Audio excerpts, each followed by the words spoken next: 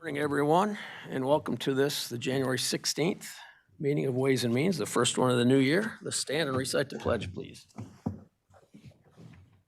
I pledge allegiance to the flag of the United States of America and to the republic for which it stands, one nation, under God, indivisible, with liberty and justice for all. Thank you, everyone. Now, in keeping with our new policy, I will call the roll. Commissioner Barber. Here. Commissioner Haskell. Here. Commissioner Holmes. Here. Commissioner Moudry. Here. Commissioner Wright. Commissioner Shaver. Here. Thank you, everyone. All right.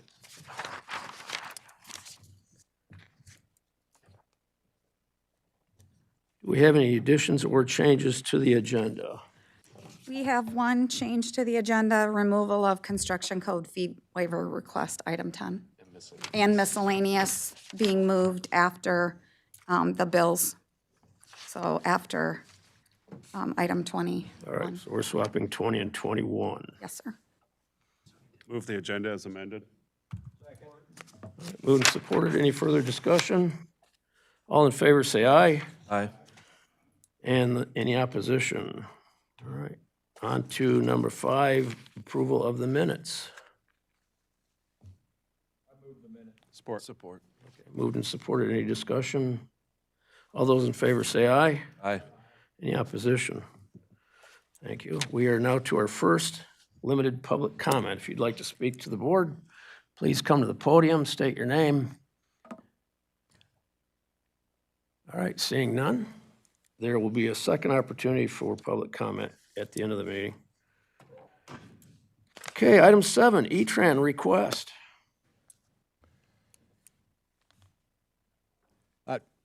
Mr. Chair, Commissioner Barber. I'd like to give some feedback, or I'd like to discuss this, talk about this. All right, I will be their voice, right? So what we have in our packet and what they're requesting is a renewal millage of .25 be placed on the November ballot. They came before the Public Works meeting, and it was moved there. There was a few questions. Can you scroll the packet so I can see, make sure that the commissioners are looking at the items? But there were several questions asked about funding, and just to let you know that the millage brings in about 35. This says 42% of their operating funds, right? And just to let you know, last year, without the CATA route extension, there was 90,867 individual rides that E-Tran gave last year. So without the Route 3 extension, that's predominantly in Delta, right? So most of those 90,000 rides were direct, right? Where you call, schedule a pickup at your house and say, I need to go to the doctor here, and then they take you there, and then, you know, you ask for a return ride, right? So, I mean, that's affected quite a few of our constituents inside this county, right? I mean, when I think our population is like 110,000, I mean, 90,000 rides, I mean, that's, no matter how you look at that, that's quite a bit. Also, I'd like to highlight that E-Tran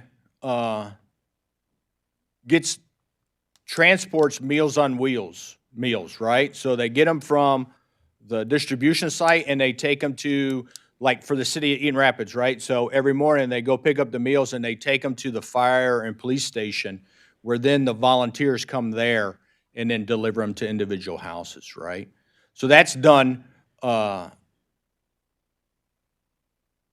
can't say daily. I'm sorry, I don't know the exact, but it's done often, right? But I do know monthly what E-Tran also does is they pick up from the capital area food bank, and they deliver food to the local food banks. Well, excuse me, correction. They deliver it to individual houses, right? So they take it, if you request food from the food bank, once a month, they go up there and pick up the food and then they drop it off to, so those 90, that's not even including those 90,000 rides, right? So we're talking about a big impact. If this millage, one, if we choose not to put it on the ballot and/or the voters don't vote for it, there's ripple effects that are gonna cause detriment to a lot of our constituents across all the districts, right? And I think this is an asset we need to keep, right? A disclaimer, I do sit on the E-Tran board, but I think this is a asset that we need to try to keep, and we need to try to promote to our constituents that it's worthwhile having this service in our community. Chair, thank you for the time. I yield back. Thank you, Commissioner Barber. So it would be fair to say you're in favor of putting this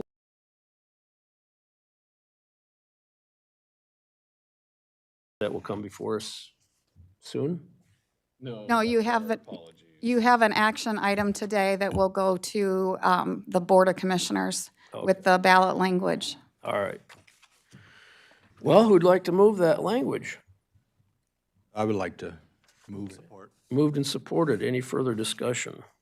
Just one quick thing. Yes, sir, I Commissioner just Haskell. want to thank Commissioner Barber for the extra context. I think we've had so many people walk through here and tell us that we needed to solve our budget problems over the last year just by taking money out of E-Tran and putting it into the general fund, which is illegal as hell, so we can't do that anyway. But the extra context of Meals on Wheels and the direct rights and the 90,000, I think, goes a long way into helping convince people that this is an important service for the entire county, not just one particular reason. So thank you for the extra context, Commissioner. Thank you, Commissioner Haskell. Commissioner Shaver. Yeah, just to be clear for the public, this would be on the November ballot, correct? Not May or August? Correct. Okay, thank you. Any other questions, comments, concerns? Oh, Commissioner Barber. Oh, I do have one, right? They get no funding from the general fund budget. Right. I should have said that earlier, but, so all their funding, their funding comes from the millage, state, federal, and then fairs. That's where their budget comes from for the E-Trans. So if the millage is not passed next November, E-Tran will close. We'll close. It will close. It'll close in '27. So. Commissioner Christensen. Before I say Chris, Christine. Thank you. Can I ask Commissioner Barber a question? Certainly. Okay. I totally support this. I cannot vote today, but I totally support this. But where does the funding come from to put it on the ballot? Is that because they don't get funding from the general fund? I mean, I guess I'm wondering what the cost to put it on the ballot's going to be. Well, since it's a state, it's a general election. Okay. That's why it's going on the November ballot. Okay. So there will be no additional charges. Okay. Because it's not a special election. Because those elections are funded by. Just clarifying that for the public. Thank you. All right. Anything else? All right. All those in favor of passing this goes to the board from here, correct? Yes. Okay. All those in favor of passing it on the board signify by saying aye. Aye. Any opposition? All right. Thank you, everyone. Thank you, Commissioner Barber. On to item number 8, and I think we're having technical difficulties this morning, so bear with us, and my iPad just went blank.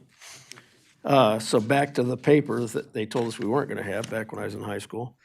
Item number 8, delinquent tax borrowing, and I understand our treasurer is not here this morning. He had another obligation, so who can address this? I can address it. So this is a typical resolution we do every year. I will note that the county has been self-funding rather than borrowing, but doing this resolution in the event something were to occur gives the treasurer the authority to borrow.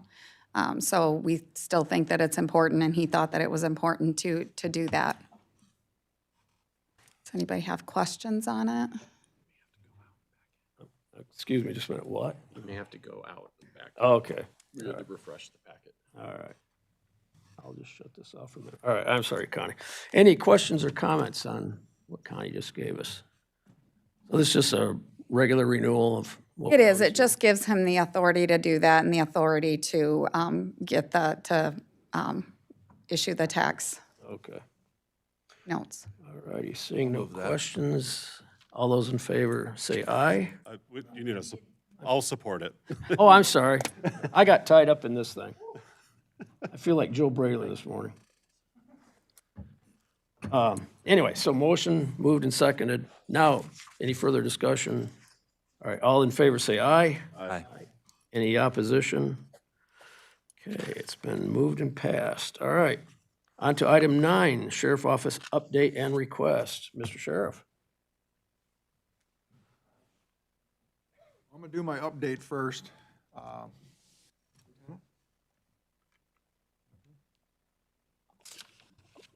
With the recent retirement of Ross Tyrell as captain, we promoted Aaron Kane to captain, and this is our new lieutenant, which took place of Aaron Kane's absence. So Sarah Hollenbeck, she's our new lieutenant in the corrections, and I'm very proud that I was able to promote her. She's done a great job as a sergeant, and I just wanted to introduce you to the board.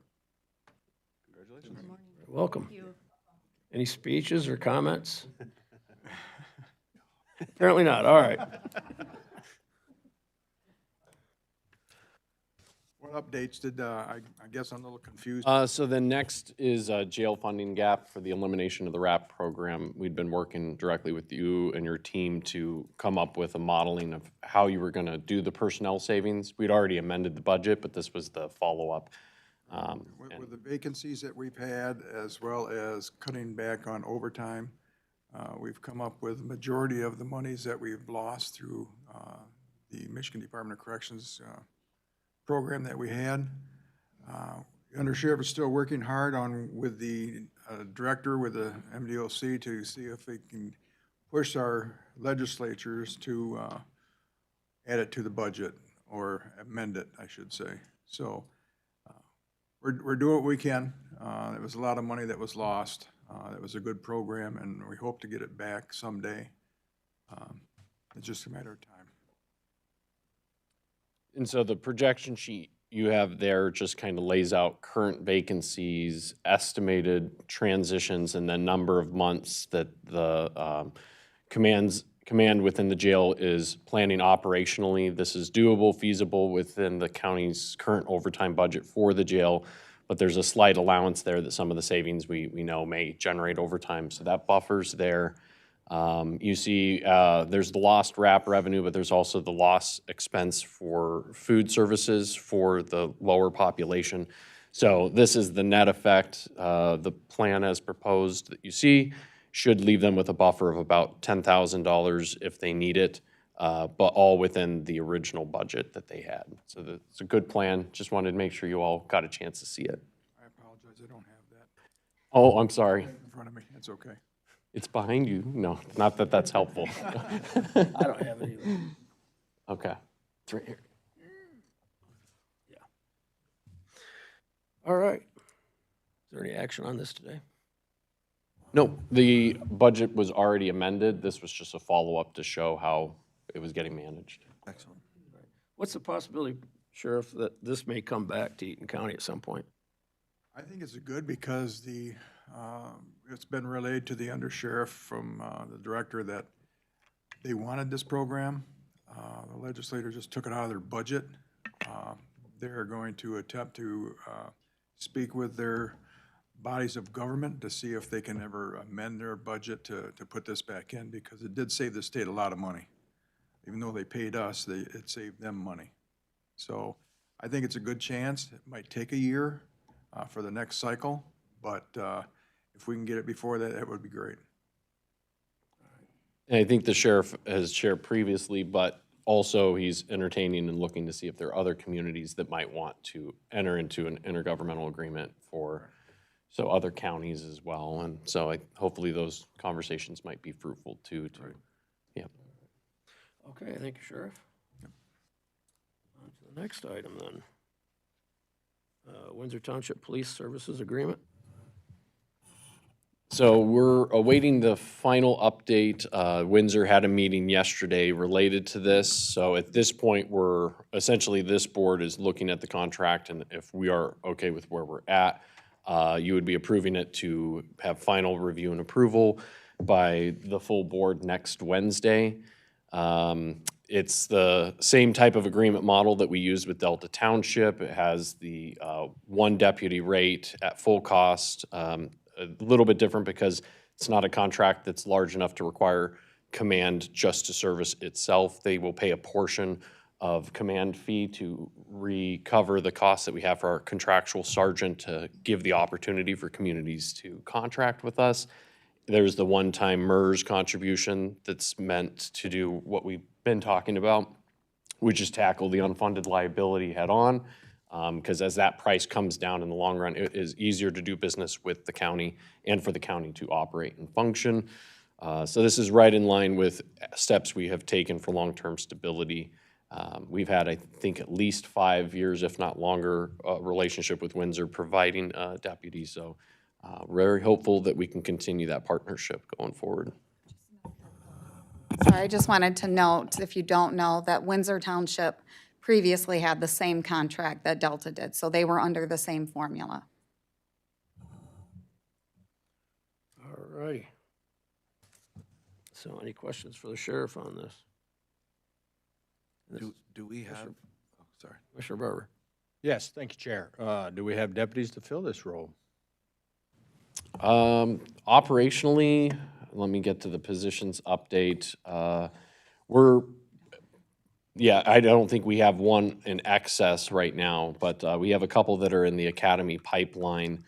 And so it would be the recruitment piece. So we will probably be filled with the lieutenant in the interim while we get somebody through the academy process. We did have somebody in the position while we were negotiating, but they had left. So there may be movement to make it possible because we've been supporting this contract, but I think at this time, I don't think there's a selected deputy for it. When we reconcile with Windsor, if we don't have somebody in that position and we're just providing partial coverage, they'll get credit back for that when we do the reconciliation at the end of the year. Totally understand that. However, like this is becoming unattainable here, right? We're going out and trying to help these communities and asking for them to sign a contract, and they are. We don't have the deputies in which to fill those spots, right? So at some point, the sanity's got to stop. Either we tell these communities, no, we can't do a contract because we don't have the deputies, or we just keep on signing these contracts, and they're worth about as much as the paper is, just to not fill them for a year or however long it takes to recruit. I think we're getting very close to that point. Given the proximity of Windsor Township to Delta Township, does that help at all in this contract? It does. Well, in terms of utilizing an officer to go to Windsor, no. They can't contract with an officer from Delta because that was a provision in the Delta contract because we would be pulling people from there. If the community that contracts is aware, they understand that we do not have a full-time deputy right now, then they're entering into that agreement. Obviously, the goal is to recruit people, but it's difficult to begin recruiting really heavy for the exact reason that Commissioner Barber said, that, if you don't have a placement for the individual, then why are they going to want to come here? So I think a lot of that's been delayed in pushing out, the aggressiveness that the Sheriff's Department has been doing it, other than filling the ones that are currently vacant. So they'll work on that. Captain Coleman, obviously we know, does a great job, but to your point, Commissioner Barber, yes, it's difficult, right? And it's hopefully, as we move forward and get contracts and more service coverage, that, you can begin to build back what we lost. All right. And then equipment for this position. Yeah. We already have that. Yes. And then the last question for me anyway is, given that model that was presented to us yesterday at Public Works, is that the same language and everything that we're using for Windsor Township? Okay, so that does not differentiate at all? Yeah, public safety, yes, it's the same, Or public safety, yeah, I'm sorry. Okay, for the 365. Yes, I. Day did correct- coverage I that he correct did. that typo. Yeah, We- so in the packet, it's correct. Yeah. okay, all right. All right, so do we have a motion to accept this? Second. Moved and supported. Any other discussion, questions, comments? Commissioner Haskell? Yeah, I guess to the point that Commissioner Barber is making, I get it and I sympathize with it, but I try to think about, you know, even in my own team or business or whatever, like setting goals and like having, you know, even in business, if you want to grow your business, you have that goal and you have that mindset that we're going to build back and we're going to be better there. So I don't know if there's, so if we need to get creative in ways in recruiting. I know you guys have done a fantastic job already with the pipeline that we're getting through the academies, but I don't want to see us kind of like just sit back too much and not offer the help if we think we can build back, because ultimately I'd like to get to a point where we have these contracts out there with enough communities that we can go to them and say, hey, isn't it kind of stupid that we have all these different command structures?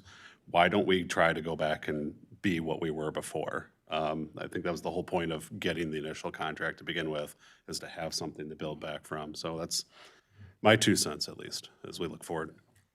All right, thank you. Anyone else? Question for the sheriff before we go to the vote. Who dictates the time that the officer is on duty?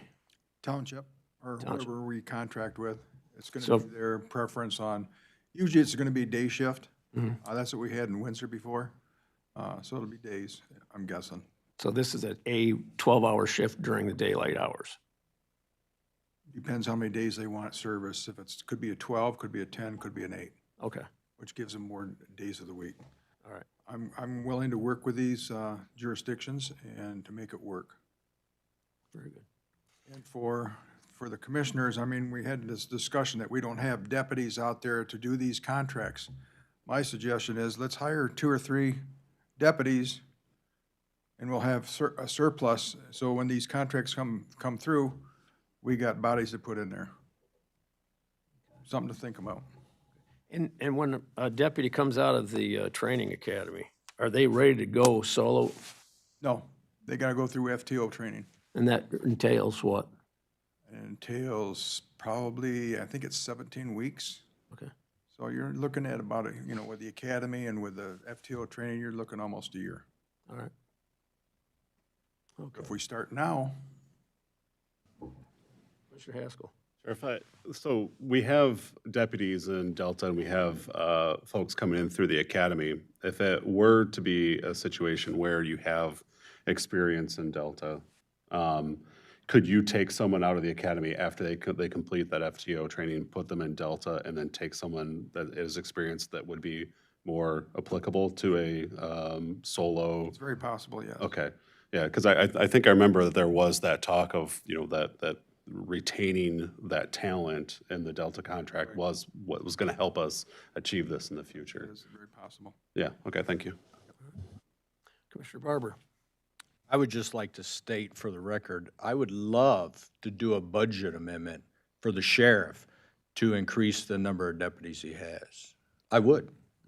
But unfortunately, we haven't been asked to do a budget amendment to increase the number of deputies. Anyone else? All right, then. We have, it's been moved and seconded. All those in favor, say aye. Aye. Any opposition? All righty. Anything else, Sheriff? Okay, thank you very much. Skipping number 10, moving on to number 11, Parks Department Fisheries Grant Administration Fee Exemption.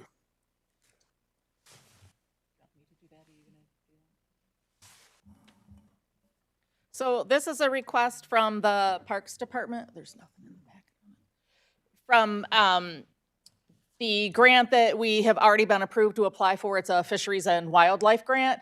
The policy that the board has put in place requires a 15% admin fee on all grants, and we are requesting to waive that fee for this particular grant, so that gives us all, it's a $110,000 grant, that gives us all $110,000 to apply to the actual project, which will be for creating fish habitat at Crandall Park and the lake specifically. So it'll be through some fish habitat that will be like along the shoreline, they call it a fish sticks program, and then additionally through sinking like large logs in the middle of the lake. And it's all geared towards the fish habitat and stocking it for prolific fishing for fishermen in the future to use that lake, as it is one of the only public lakes that you can fish on in Eaton County. So that's the request, that we waive the 15% admin fee on the DNR Fisheries and Habitats grant.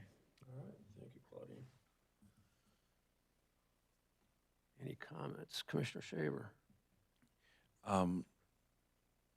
I think that that's a really good thing, an important thing. I'm just thinking back to the firefighters that came and requested the waiver of that fee because of their grant that had to go through the county, and that was reduced before I was on the board, but that was reduced to 3% because there was some actual work that the controller's office was going to have to manage on that. I'm for waiving or reducing fees, you know, for especially for things that are going to, you know, benefit the whole county, which to me that benefits the whole public. However, if we're going to be doing work to support that, the controller's office that is going to be doing work to support that, it would be, in my mind, more likely to need to be something to that 3%, although I'm not calculating it, and I'm sure that they have. The difference between this one and the other one, number one, the county really shouldn't have had any involvement in that other grant. It just so happened that it ended up coming to us based on the way the request was written and where the fire training committee was at the time. They were not their own entity, so the money could not go directly to them and had to come to us. So that, in and of itself, was a huge undertaking. We had to have legal counsel involved multiple times. We had to deal with the state, multiple meetings with the state on how the funding would work. It's not the same as this grant, when I totally understand what you're saying, and we've had these discussions internally. So staff and within the parks, while they're there working, will be able to do some of the management here, and there will be a small grant report that our grant accountant will end up doing. So there is a difference, but we do have a policy.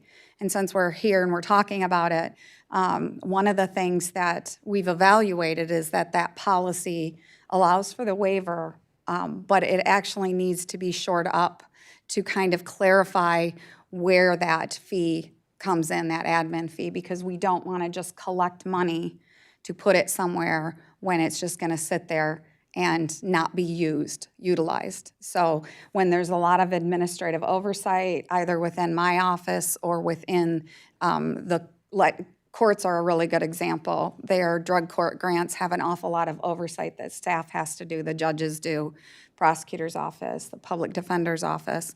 So any of those, you know, we need to look at that and looking at how to distribute the administrative fee rather than just put it in the general fund. That's a difficult piece, and that's where we're struggling. So you will see a policy, a grant policy coming in the future, an amendment to that, and we will be working diligently on that. Ben has some good ideas, I know. I like that. I like that it's less. And I'd like to do everything for free for everybody, because you know, taxes are paid and this is their government. However, because of the cuts that we've had to make, you know, I just feel like with fiscal responsibility, if it's less than 3%, it certainly seems like it's more than 0%.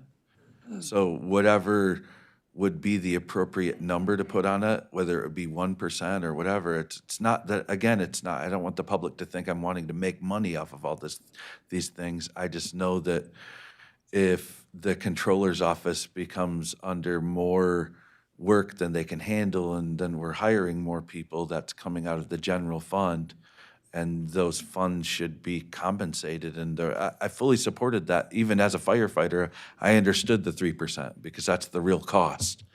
And I think if these things are benefiting the entire public, like I think if we have a small group coming to us, everybody's benefits from the fire departments in the county, for instance. Everybody benefits from that lake. If we have a small group coming to us asking for a waiver of that 15%, I probably have a little bit different thoughts about that. But if you would say it was 1%, it would just be my opinion, then it should not be completely waived, but be waived down to the 1%. If that's something that, someone wants to make a motion on to do that, we can amend it before the board meeting. That's perfectly.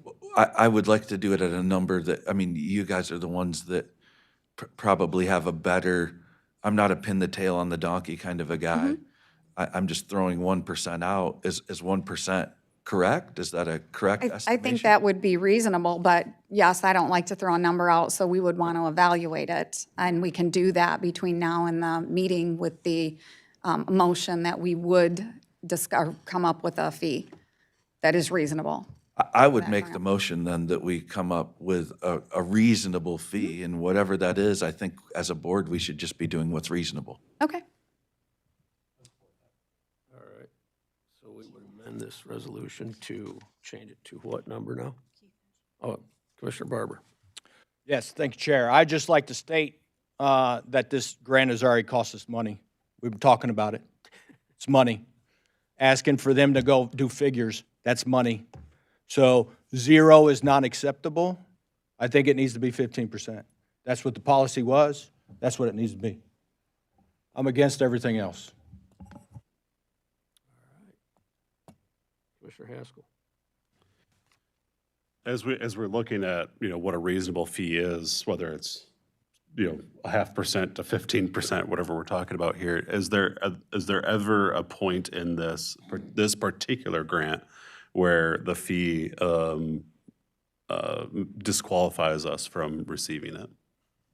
So when we revise the policy, that's part of what we're going to have to do is some grants only allow like in-kind type of contributions where you can use your cost allocation plan to bill against the grant, but they don't allow a flat administrative fee, or they allow no more than 10%. So we've been trying to make note of those grants going forward so that we can kind of bring that back as, okay, like here's our policy, it's not feasible to apply it to this Homeland Security grant, so we can kind of have that. To Commissioner Barber's point, we're now spending staff time in the administration of it, and then we're concerned that you inadvertently miss one, and now you're violation of your own policy, which had the best of intentions, but you have staff that's overworked and not able to perfectly align this stuff. And part of that adjustment, what we were thinking was having that like a tiered system, like 3 for like moderate intensity, like 5 and then 15. So then you're taking in an assessment of the intense time staff time it's gonna take for each individual grant. And then a category for those that don't allow or do allow, to address your question more fully. And the other piece is, I think with parks is kind of a fair example, like there will be projects that we go and seek out where we're awarded funding for it. And so while we can levy the admin fee on it or, collect it, in some regards, you may end up just, docking the millage for parks, that amount, if the true cost for either purchasing a parcel of land or committing to a fisheries program ends up being that's the dollar, which I'm not opposed to, because if we need staff in our office to support these operations and make sure we're not missing grants with this policy, that's what that money's meant for. If we need tech support to install cameras in the parks that have the ability to catch people trying to vandalize, that's what this admin fee is for. So it's a really good discussion, And I'm taking notes, and I think we revised the policy. It should include what you guys are talking about. So what about this specific grant, though, Ben? Like, is there something in the language now that if we do have too high of a fee, that it's just not going to be possible? Claudine, do you know off the top of your head? I don't have that answer right now. If Claudine does it, we can get you that answer, but we may not have This it. particular grant, we had to apply for a pre-approval. Okay. We had to apply, and then they invited us to apply for the actual grant. So our original request was $100,000, and we're required to have a match, so the match is $10,000. So the total project cost is $110,000. The grant is $100,000, and the match from the Parks millage will be $10,000. Okay, so, but that, again, like any fees that we were to administrative fees, would that disqualify us from participating in the grant? This particular grant? Yes. No. Okay, thank you. I would also add this as a county asset, which makes it a little different than the fire grant as well. It's a county park, it's a That makes county sense. asset. Okay, thank you. Commissioner Shaver. Can I make an amendment to my motion? Certainly. I'd like to amend my motion to the 3% fee and let them not have to deal with calculating that. Okay, so increase that to 3%. Well, I didn't give a number before, so I'm not increasing it. Two, I'm just amending it to a direct 3%. okay, so moved and supported. Any other discussion on this? So that would change us from 0 to 3%. Does everybody understand that? Okay, any more discussion? Okay, and we have a move, it's moved and supported. All those in favor say aye. Aye. Any opposition? All righty, Can I say one thing on that, if you don't mind? certainly. I just want to say thank you for that discussion. That's exactly what we've wanted. So that's really good that commissioners are, especially independently, evaluating these things. That's what this board is meant to do, and to tell staff what you want and what your constituents want. So congratulations. Thank you, Connie, thank you. You'll get a smiley face right now, but it's early in the year. Okay, moving on to item number 12, Equalization and Property Description Director. Oh, so that was the amendment, but the actual resolution needs to get moved. Oh, I'm sorry. Moving backwards then to item 11. Now we already have motion second on the floor, is that correct? All right, so all those in favor say aye. Aye. Any opposition? All righty, thank you, everyone. Now, Tim, you're up. Good morning. Good morning. This is the time of year we do our remount resolution for our surveyors for the 2026 year. We did have to add a new surveyor, Mike Pratt, because there was conflict of interest issues in the contract for Ryan Miller that took over running the remount program. So Mike is going to do the southern part of the county, and he has experience in Calhoun County and Berry County. And so that's good that we have enough surveyors to handle the grant. The grant did go down a little bit this year. So the amounts for each surveyor is at $9,500 a year. Is there any questions on this resolution? Any questions from anyone? All right, and this is year what, Tim? This is for 2026. No, not, how many years have we been doing this? I know what year it is. I'm not sure the exact amount of years. It's like roughly 30 years now that we've been doing this, so it's a long time. Yes. So we're getting close. We should be done with the first phase this year of remonument in the entire county, and then we'll start working on the maintenance phase. Okay, so this. Back and at the end of recheck this everything and discussion. start GPS and everything. All right. Okay, do we have a motion on this? Support. Moved and supported. Any further discussion, questions? Morning, Jeannie. Commissioner Holmes. When you mentioned he's not going to be able to do this, the Ryan Miller do the southern part of the county, what portion Are you dividing that half of the county, or do you know? Well, there's 5 surveyors that are working, so it's gonna be about 20% roughly of the county.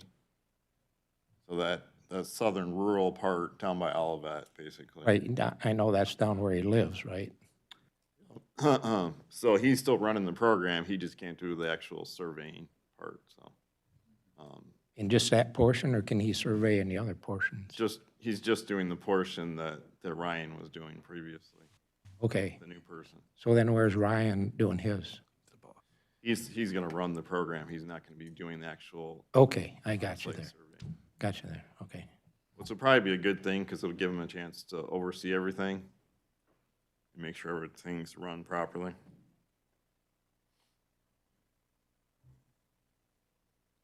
Any more questions? All right, seeing none.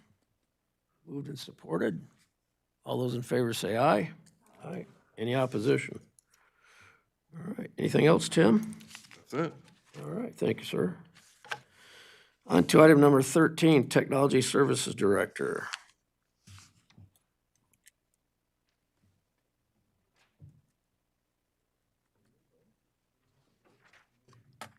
Good morning, everyone. Eric Daly, Director of Technology Services. Just a minute. Sorry. Eric, excuse me, just a minute. What was the question? You want to know if they missed the vote on adopting the resolution? No, we had a motion and a second before the discussion, didn't we? There's a motion. Yeah.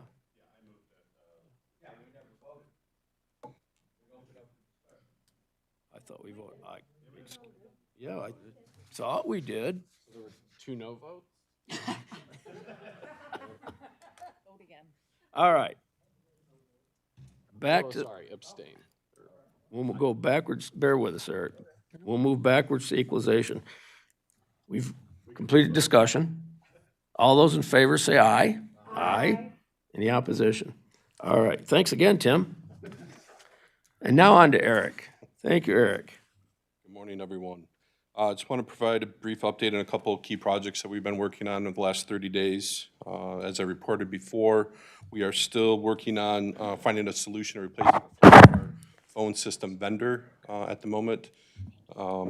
Couple of solutions that we've been able to source so far.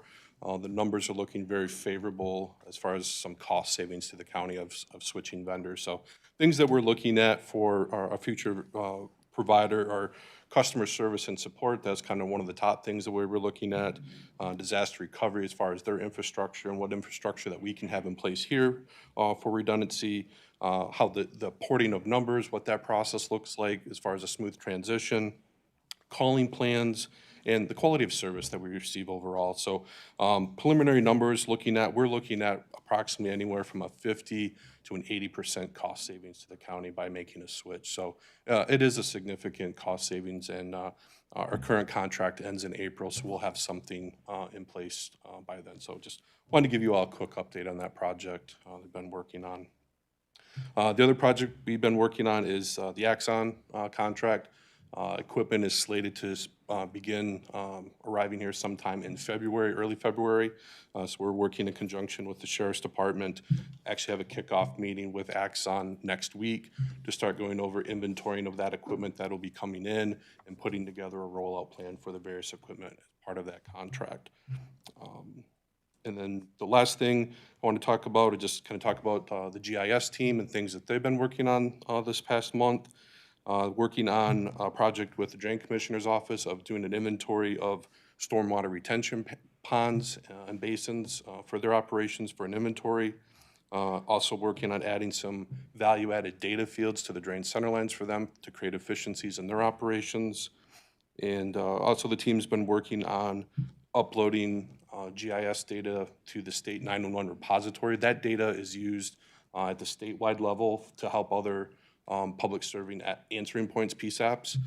So basically push our GIS data to that repository, and other neighboring communities can consume that data to create efficiencies for mutual aid efforts.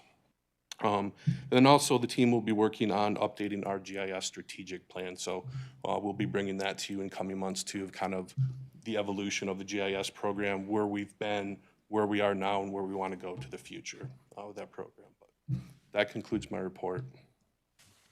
All right, thank you, Eric. Mr. Chair.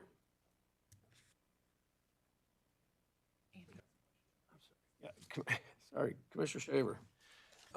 Thank you for all that your department does. I was interested with the GIS. I use it quite a bit personally, and we use it as at our fire department as well.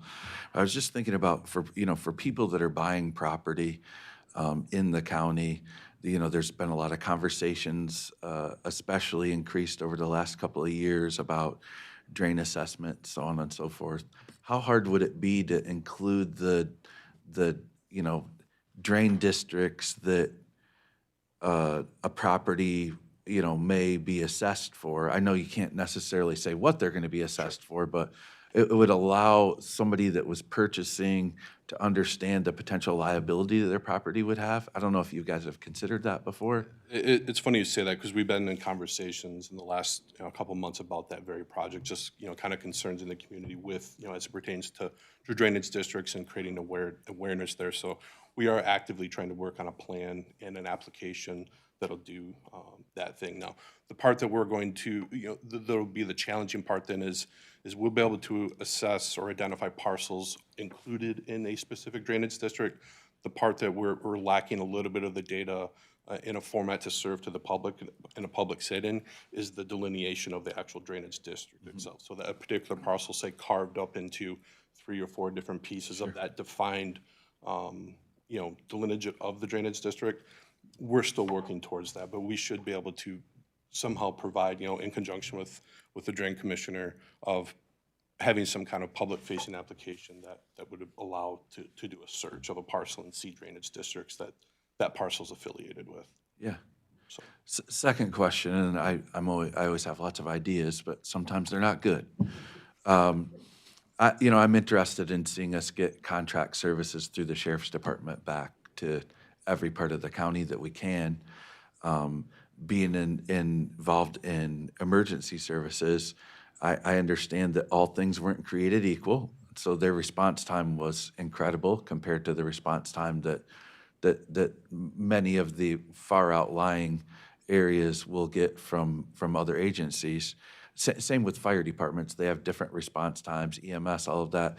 Has there ever been the thought to include in, I know that we've got like a fire and EMS part where you can see, the public can see, who would respond in order to their property. I can see it to my home.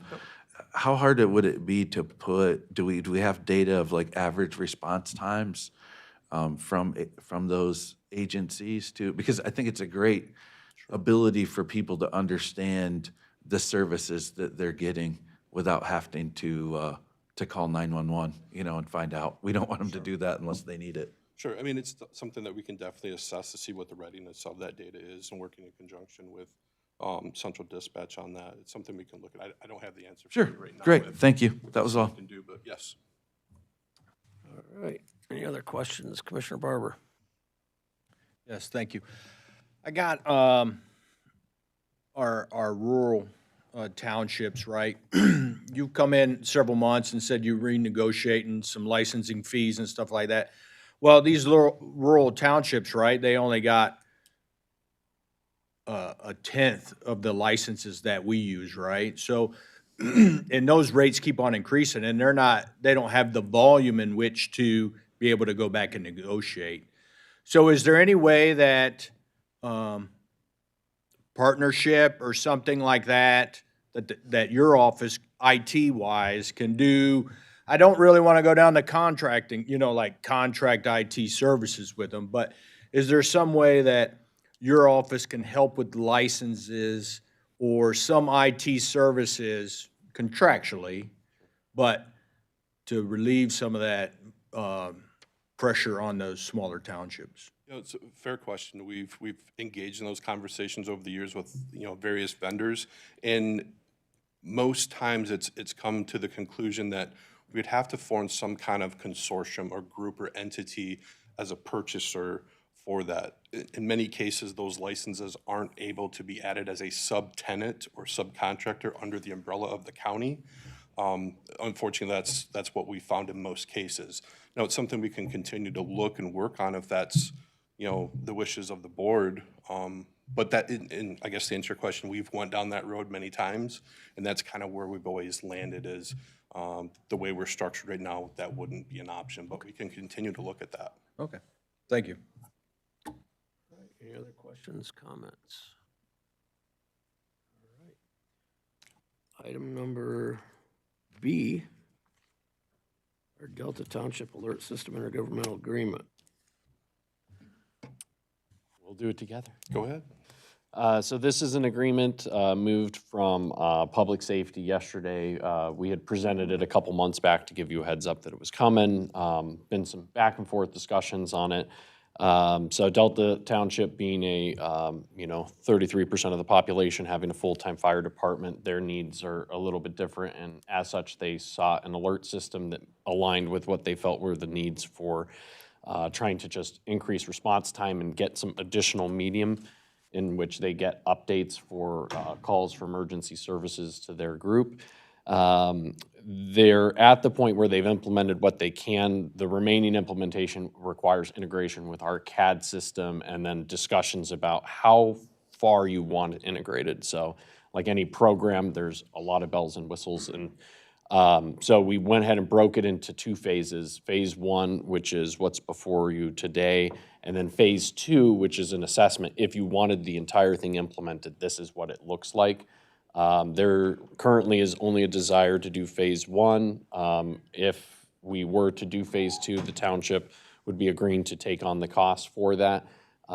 There will be discussions held at the Public Safety Committee where the fire chiefs meet about if there are interests from other full-time communities, full-time firefighting communities that might be interested in doing this same alert system, in which case it would then expand operationally, be something that would come to this board. Do we as a county want to adopt this alert system?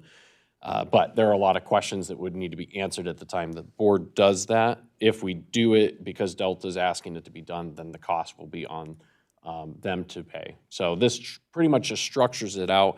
And in the future, our direction is if things like this happen, they go through that subcommittee first through central dispatch. So then that way, that is the recommendation coming to the board. But this is a fair agreement for where we're at and for the level of service, I think, being requested. It does have an override component because the admin fee in here is 10%. And a minimum of $500 a year because there is an on-call component, which we're going to talk about a little bit later.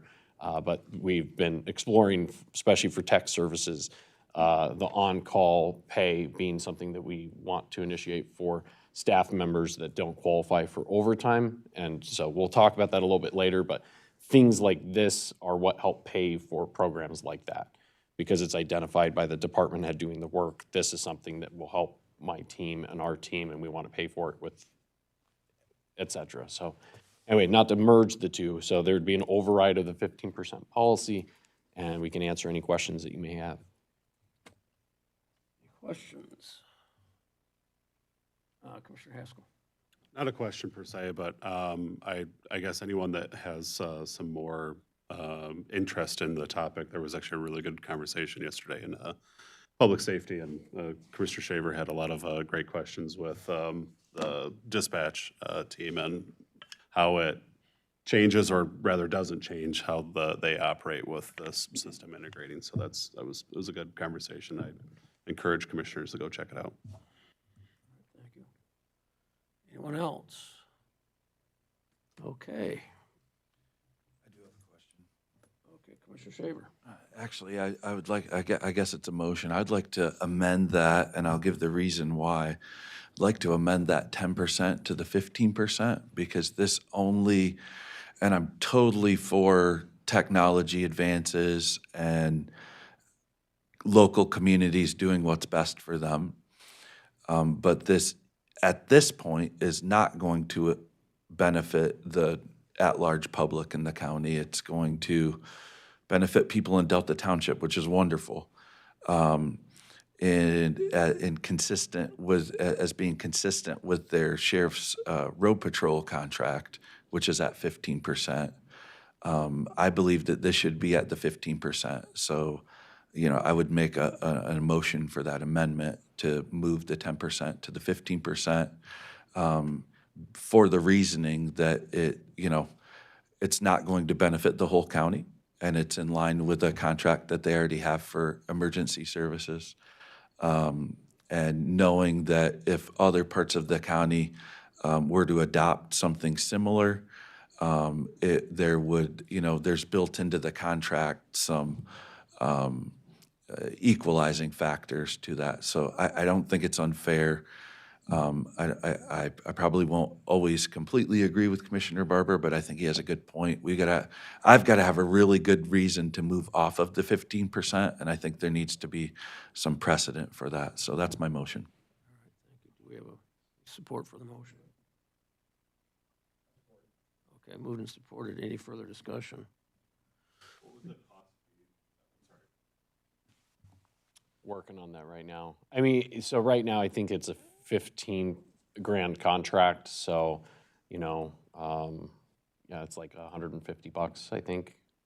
I can actually do the math, but that's one of the reasons we landed on the 10%, because as it sits today, it's a minimally invasive service. We were able to add an additional network administrator because of the police services contract. And so at this point, the thing we were trying to fill was revenue for an on-call service pay within the department. But I certainly understand.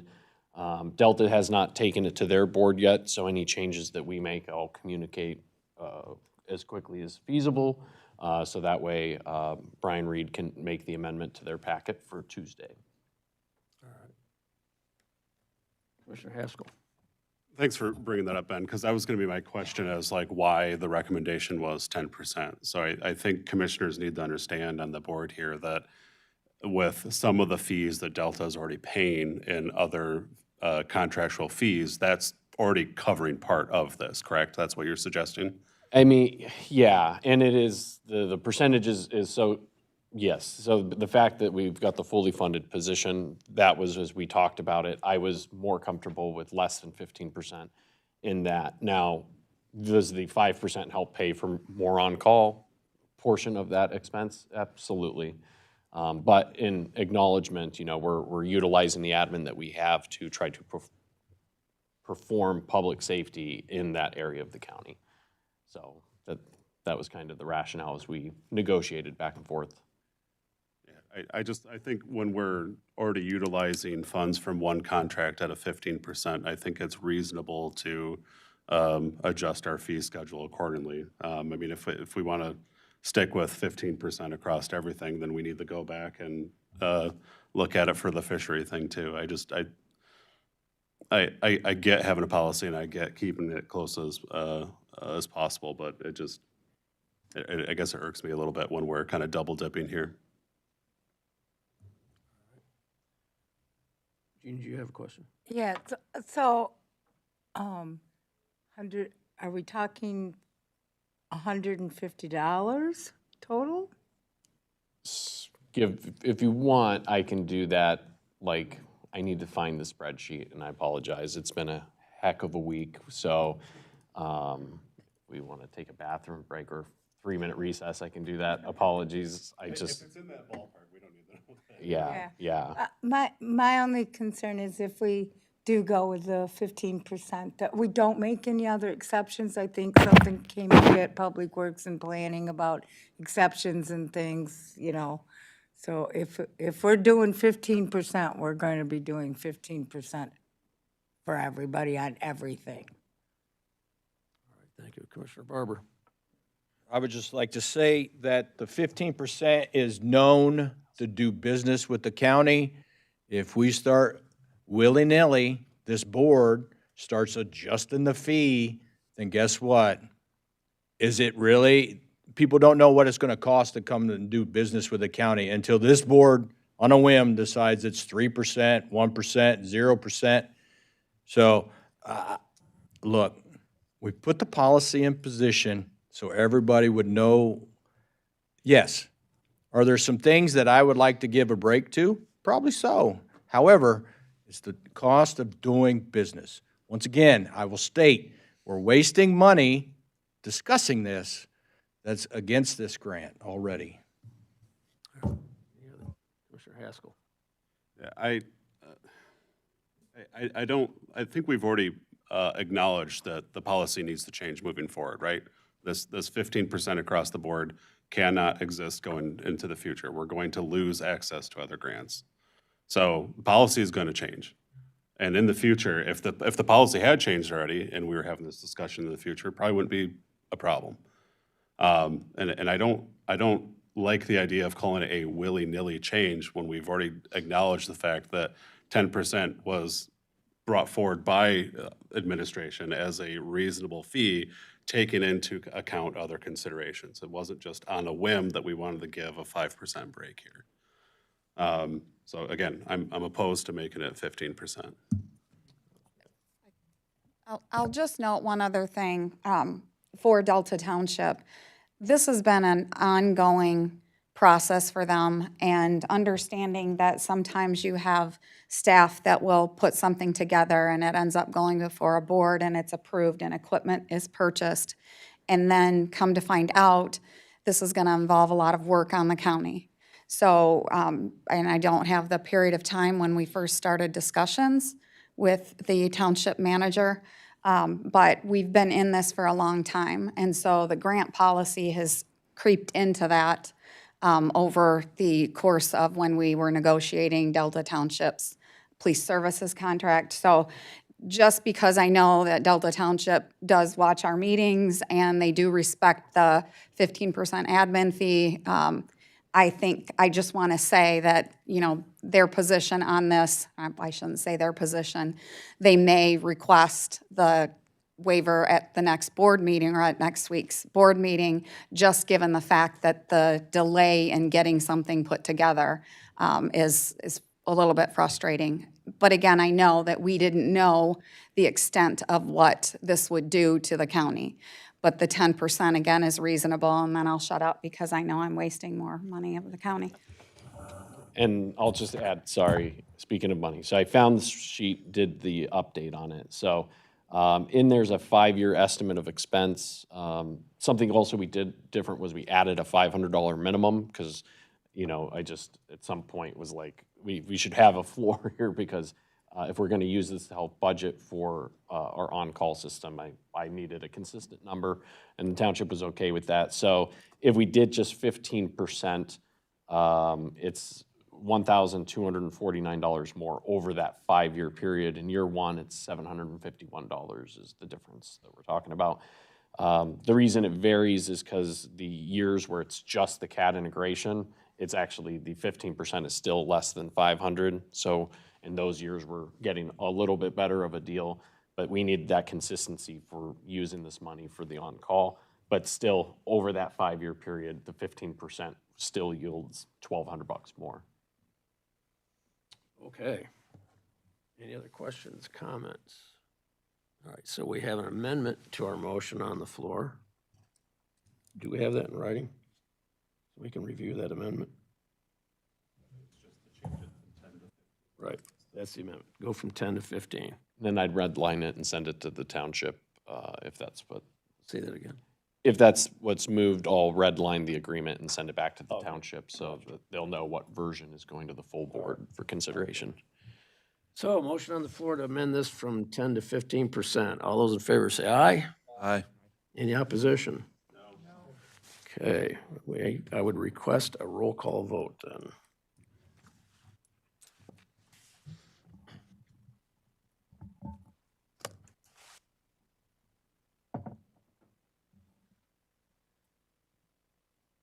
Commissioner Shaver, Yes. Commissioner Haskell. No. Commissioner Prowright, No. Commissioner Moudry, No. Commissioner Holmes, No. Commissioner Barber. Yes. Commissioner DeRosa. Yes. The noes have it. Okay. we're at 10%.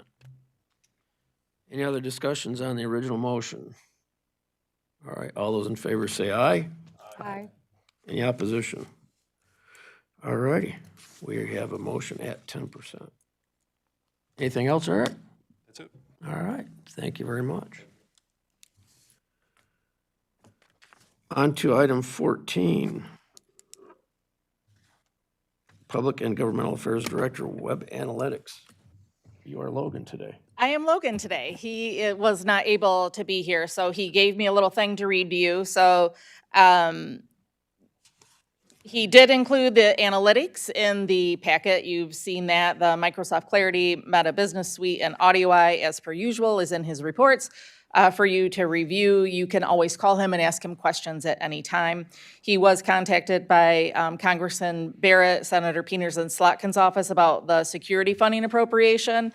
And since he wrote me this note, we have been notified that funding has passed the Senate. He sent me a little update this morning. So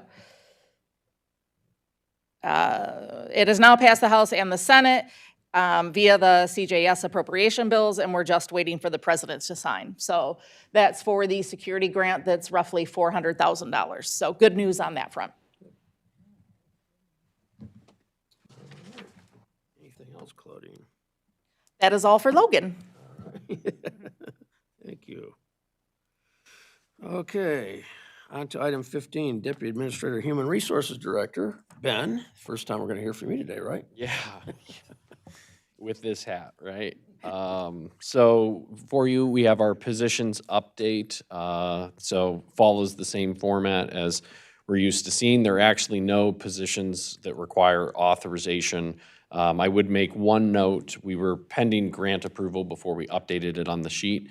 But we have what used to be the administrative assistant, part-time veteran services. That grant got approved by the state and revised, so we're actually going to be switching that, which is no benefit change, so there's no like budgetary change. It's just, we're going to be switching that over to a veteran services, is it officer? Veteran Services Coordinator. Sorry, Veteran Services Coordinator, I believe. Yep, and so the feeling was having a full-time and a half-time veteran service coordinator would actually serve the needs of the county better to have that level of service, and it was approved through the grant. So with this, we would be amending to update that position title in acknowledgement of the grant.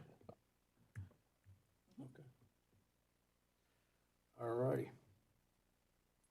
And there was one update from the court I will have included, but it was a resignation. The court just gives us updates, so that will be in next month's, but it doesn't need to get approved, but just so you're aware. We'll get that posted. All righty. Next item.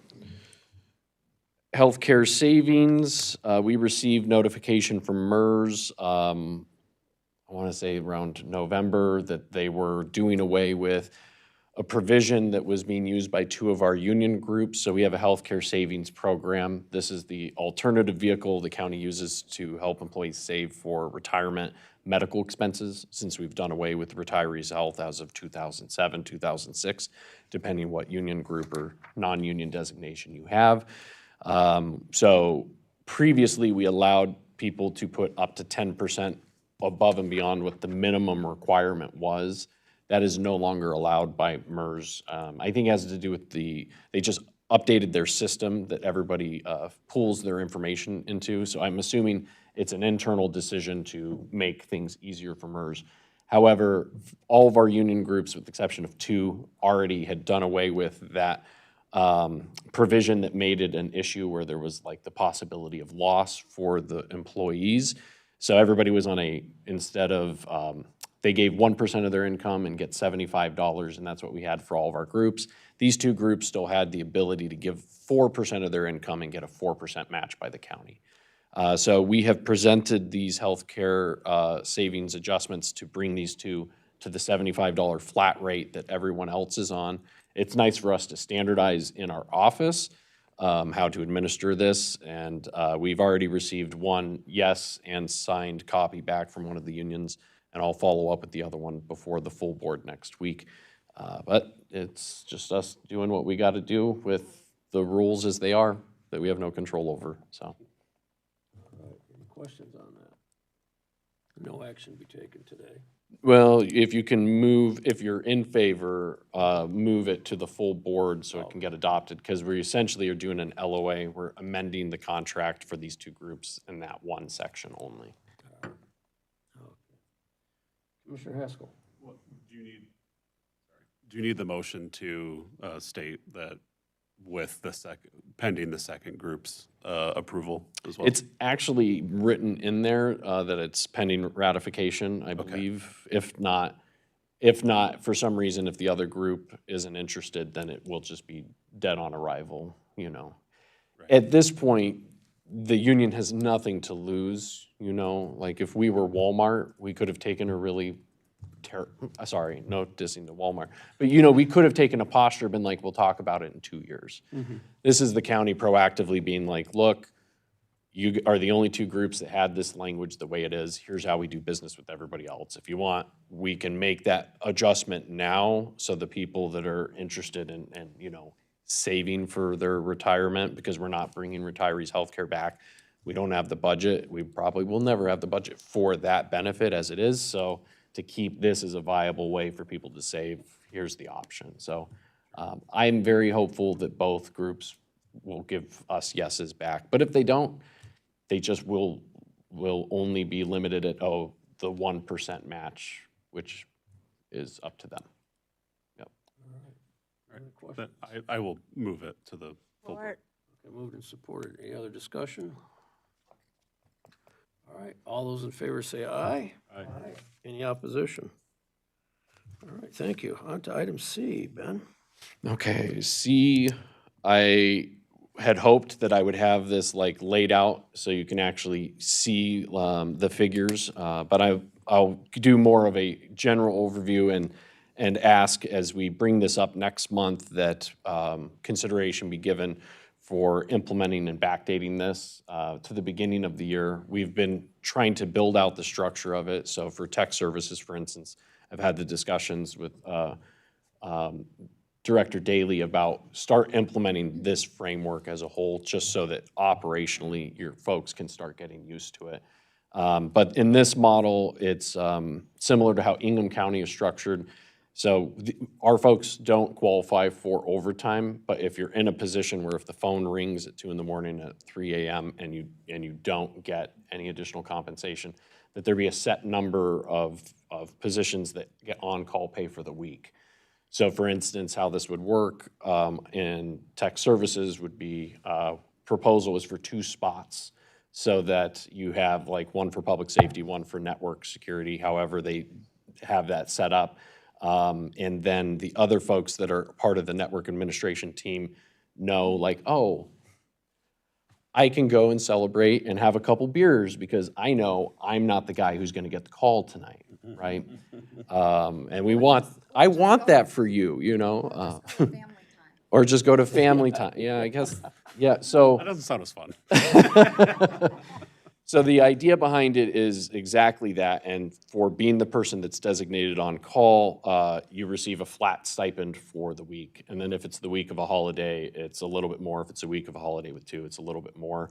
And it's just an acknowledgement, because these are roles that don't qualify for overtime, that we're paying this premium for them. And they don't get additional pay for taking the call or for coming in, so we don't have one of those things you see in a lot of union contracts where just because you called me, it's an automatic 2 hours, right? Because these are non-union executives or personnel that are exempt in a lot of ways. So sorry we didn't have the numbers. It's been a lot, but we are developing the model and we plan to pay for it largely with admin fee.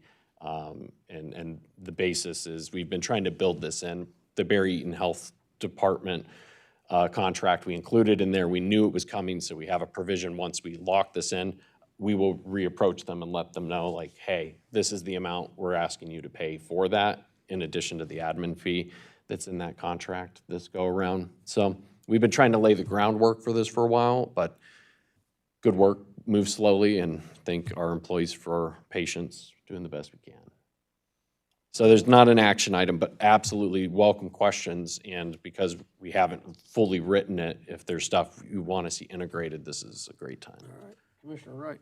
So, how many people would actually be involved in this type of situation? I mean, I have lots of nurse friends, so I'm aware of on-call and things like that, but how many would we have here at the county that would be listed as that type of ability to be in that position?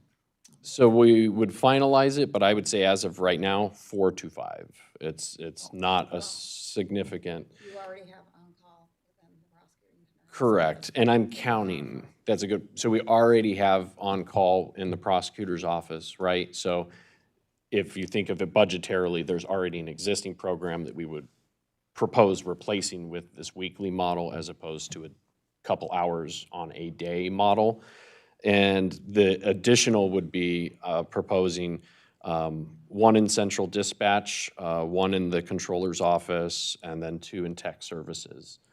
Because those are all groups of varying degree that you have to have. So, well, sorry, I think 5 total when you count central dispatch.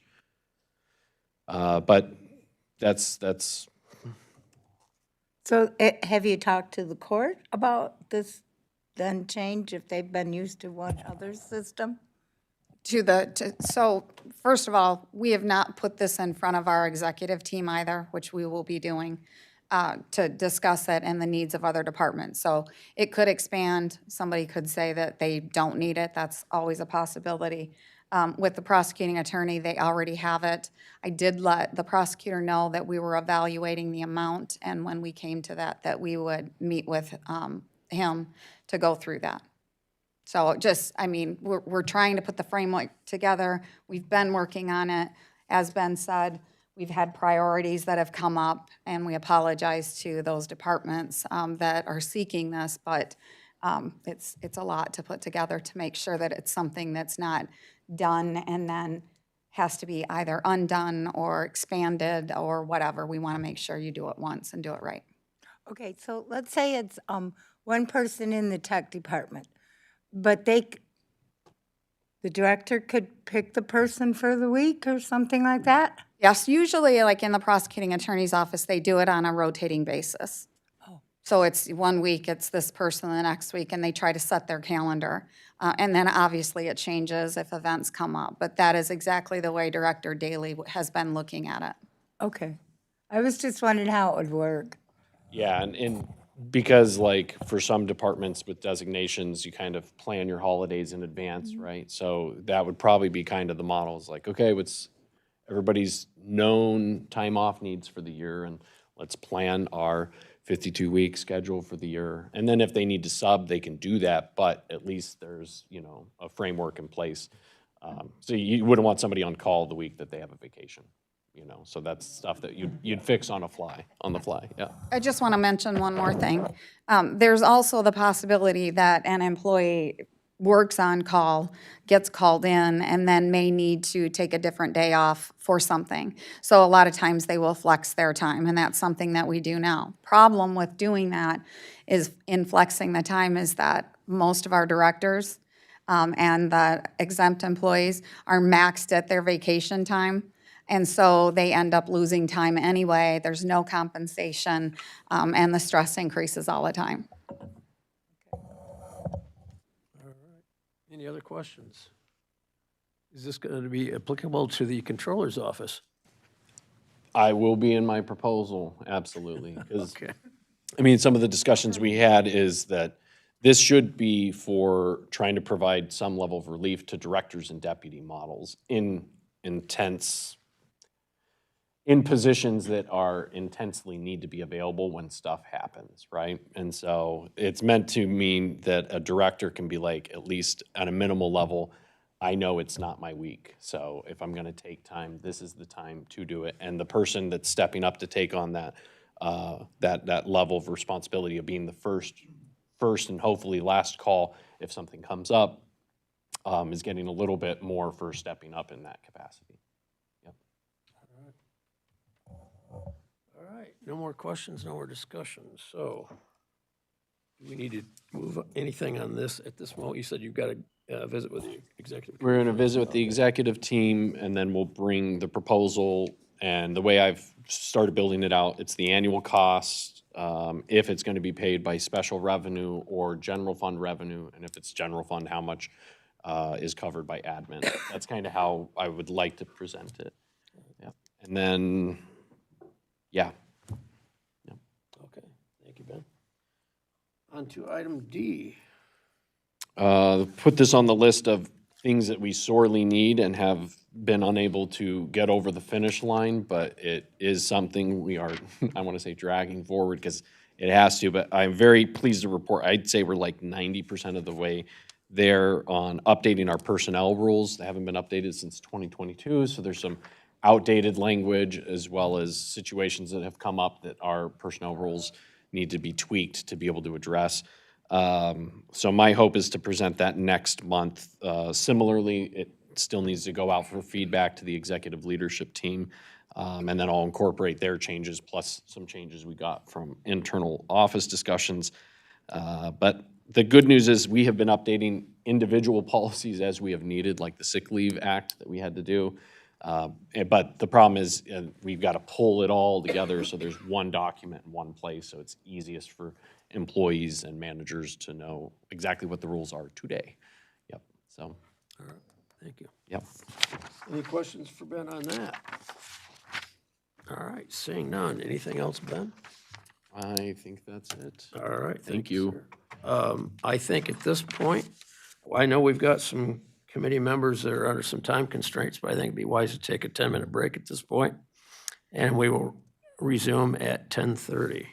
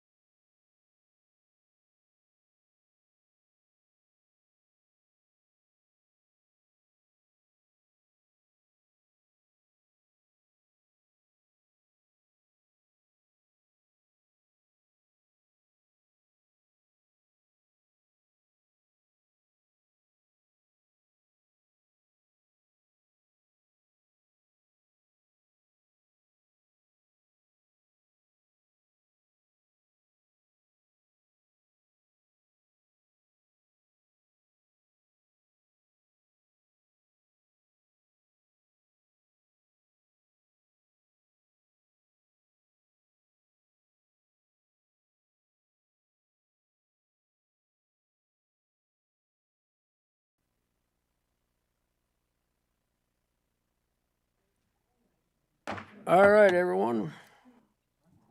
We'll resume our meeting, and we are on to item number 16, Finance Director.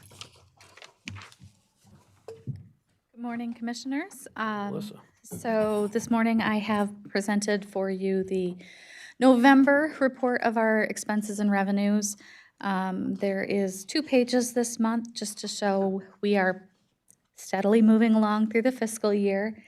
Nothing that I see is unusual activity-wise. We are projecting exactly as we planned and very similar to prior year. I am currently in the midst of audit, so that is consuming my life at the moment. So I am going to leave my reports at this. So if you have any questions, please let me know. Any questions for Melissa? All right, thank you. Moving on to item number 16, or 17 rather. Budget amendments.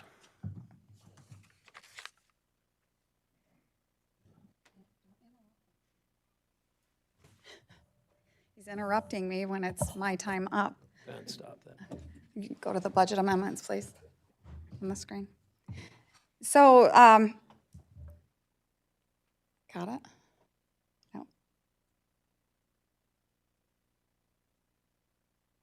Okay, so I'll start because the quicker one is the Parks and Recreation budget amendment. This is to do what we've been trying to do, is move away from leased vehicles when we're not going to turn those over in the 5-year period, and evaluating what's best for the county financially. So this request is to not lease 2 vehicles that were slated to turn over through the lease, and to utilize the funding from that and savings from another to purchase the vehicles outright. So all this is doing is eliminating the proceeds of borrowing, which is a transaction that you do to capitalize the equipment in a lease, and then we'll utilize fund balance carryover within the parks millage. Then the other request is, can I have the mouse if you don't mind, please? So technically, within the original resolution that the county did for the mobile command unit that the Sheriff's Department was awarded, was the authorization for the controller to make an amendment up to $960,000. $900 is the appropriation from the grant, and then the $60,000 was for any equipment or any change orders that were done on the vehicle itself. So the change orders that came through on the vehicle itself were $34,000, which we had anticipated originally that it was going to be $929,000. So the sheriff scaled back some things that came in higher and added a few things within there. And I did note in here so that the commission or the board could see it in here. I'll get there. What the changes were. I thought it was in there. No? Well, that's not good. That would be my fault, Claudine, for not dumping it in there. Don't, it's fine. So there, again, there were changes. It was minimal, $4,000. I can put that in the board packet so everybody sees it. But I do want to note that this was a grant that was awarded in 2023-24 budget.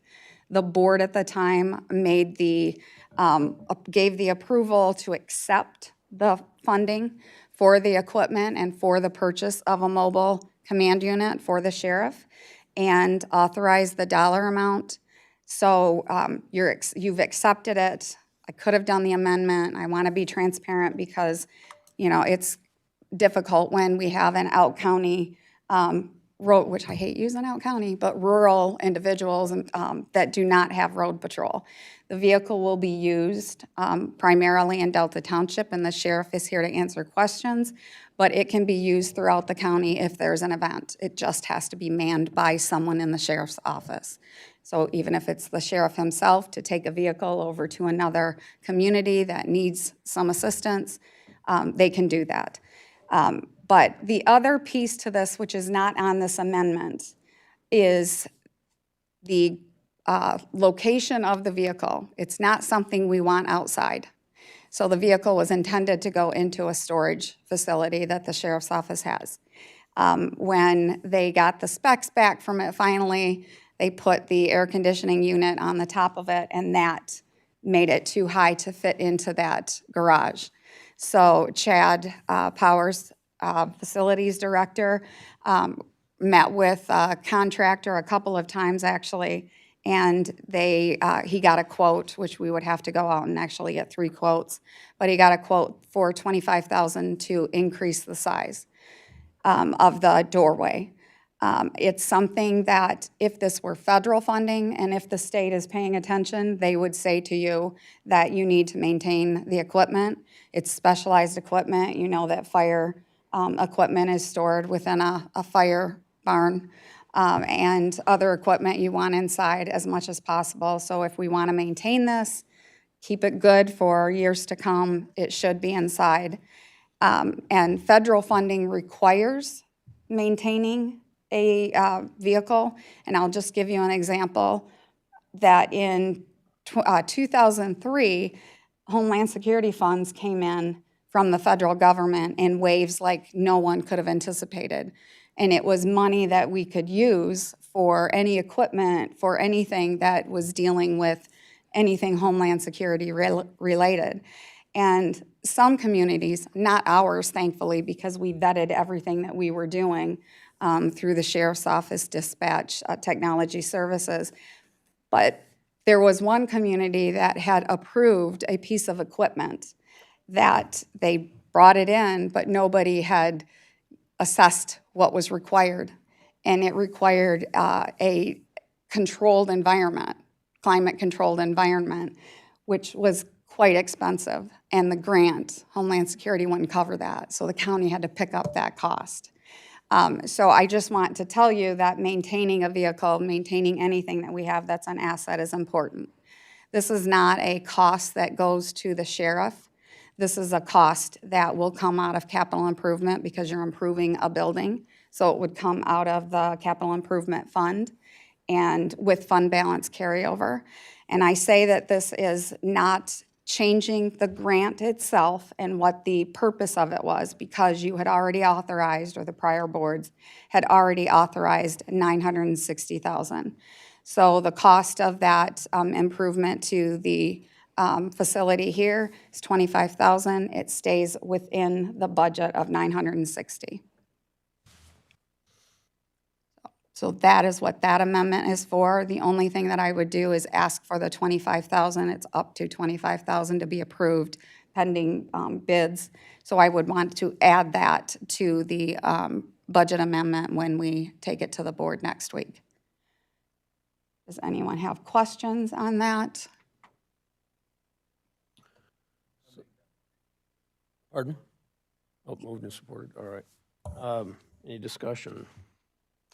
I have a question, Connie. So these estimates for raising the door, we haven't approved any. We've got, what, 3 contractors that we're getting estimates from, or how many?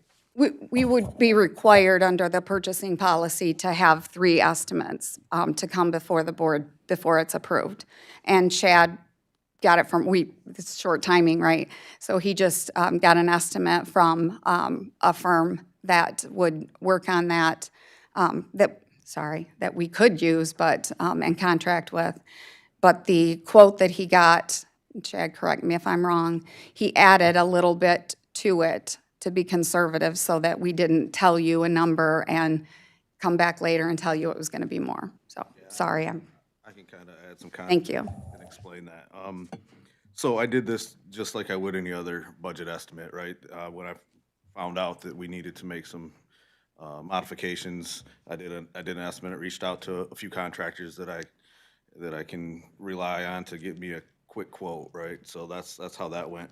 Once we come time to purchase, it would go out for 3 bids per the purchase policy. And what that $25K covers is the construction portion, which is modification of the building, along with structural engineering, because not only is it a good best practice to engage an engineer when you're changing the structural integrity of a building, but it's also a requirement of construction code. So that requirement's met. And then the final piece is the overhead door company. So there's modification to the structural, the door, the building itself, and then the overhead door and motors and so forth. So in order to modify the height, we're talking height of the door. Currently, it's 12 feet. We need to raise it up to 14 feet so the new vehicle would fit. And we got to take all the old stuff down and then make the modifications and then put it back up. So that's if there's any other questions on the facilities portion of it, I would be glad to answer. Okay. Chad, what's the over height of that vehicle?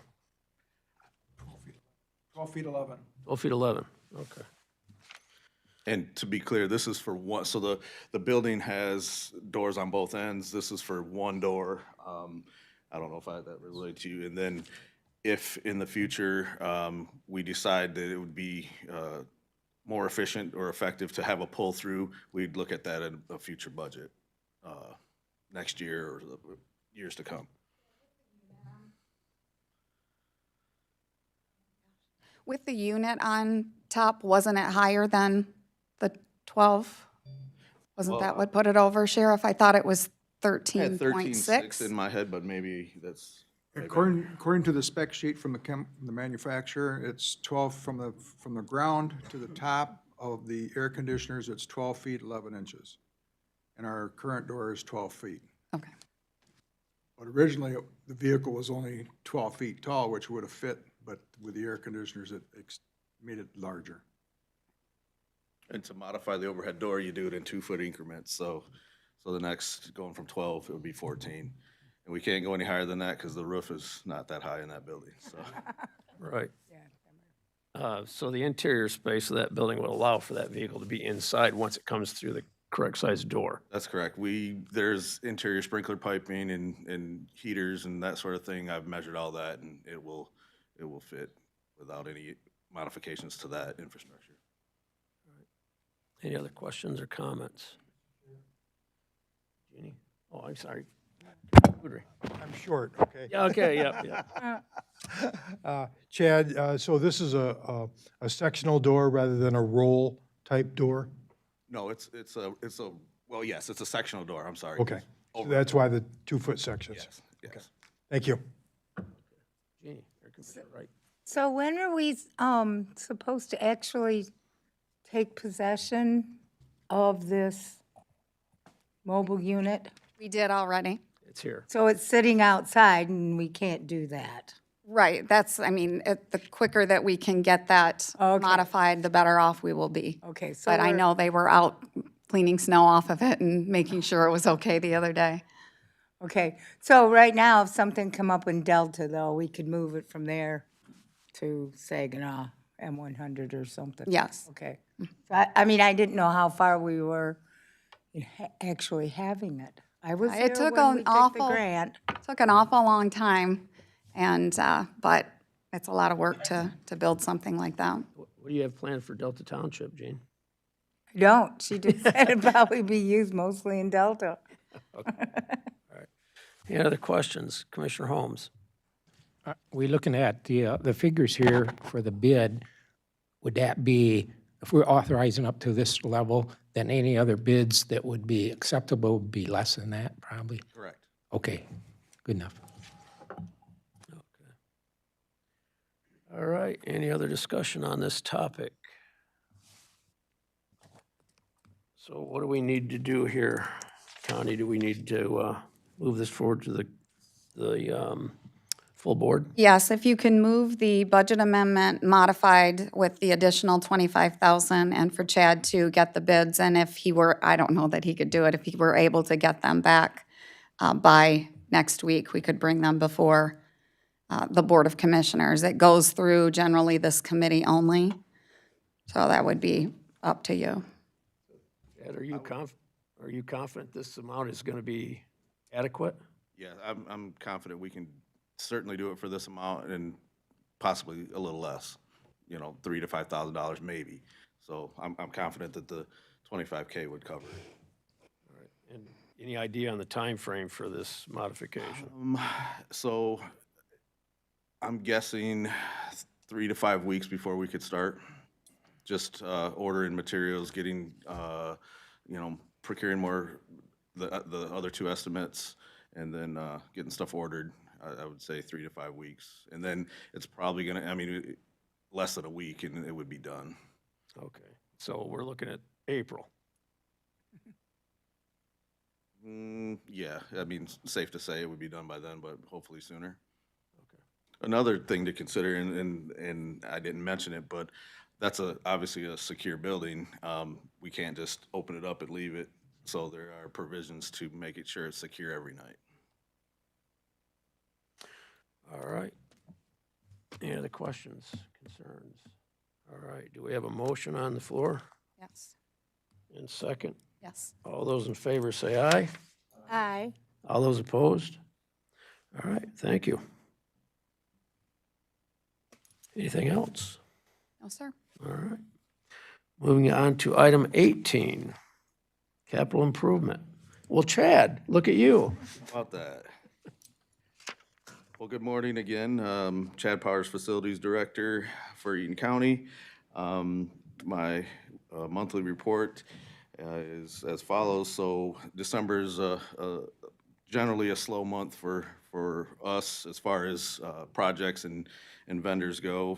You lose a couple weeks with the holidays, and then people take more time off. So generally pretty slow during November. We are past that, obviously, and into our annual inspections, our third-party inspections that we regularly do here at the county complex, as far as fire alarms, sprinkler systems, and elevators, all the state-required third-party inspections. We're into that season, along with, believe it or not, the 27 budget. We're working on that already. So I did report last month that we were wrapping up our fire alarm upgrade project at the jail. That has been complete. Worked through a few bugs with the vendor, and that has since been complete. So,